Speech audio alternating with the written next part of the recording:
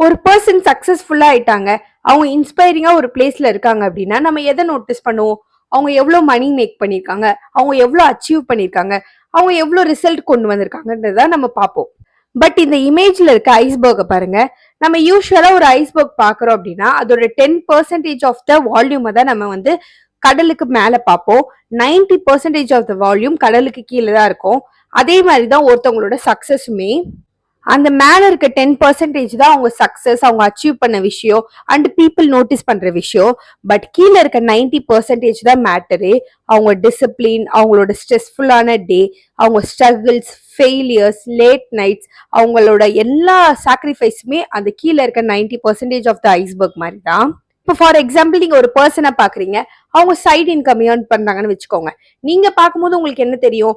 பாரு, அவங்க வந்து ஜாப்ல இருந்தோ காசு வருது, அவங்களுக்கு சைட் இன்கமும் வந்து எப்படிதான் இந்த மாதிரிலாம் நடக்குதோ, எவ்வளவு லக்கி, அந்த மாதிரிதான் நம்ம நார்மலா பார்ப்பாங்க பீப்புள். பட் உண்மை என்னன்னா அந்த சைட் இன்கம் கிரியேட் பண்றதுக்கு அவங்க எவ்வளவு ஸ்ட்ரகிள் பண்ணிருப்பாங்க.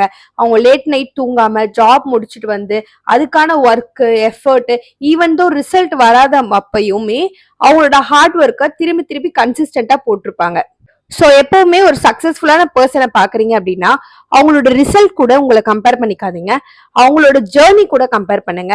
அவங்க எவ்வளோலாம் கோ த்ரூ பண்ணிருக்காங்க, அவங்க எவ்வளோலாம் ஸ்ட்ரகிள் பண்ணிருக்காங்க, அவங்க ஜேர்னி அவங்க எப்படி கொண்டு போயிருக்காங்க, நம்மளும் அந்த அளவு ஸ்ட்ரகிள் பண்றோமா, நம்மளும் அந்த அளவு சாக்ரிஃபைஸ் பண்றோமா அப்படின்னு சொல்லிட்டு அவங்க ஜேர்னி கூட கம்பேர் பண்ண ஆரம்பிங்க.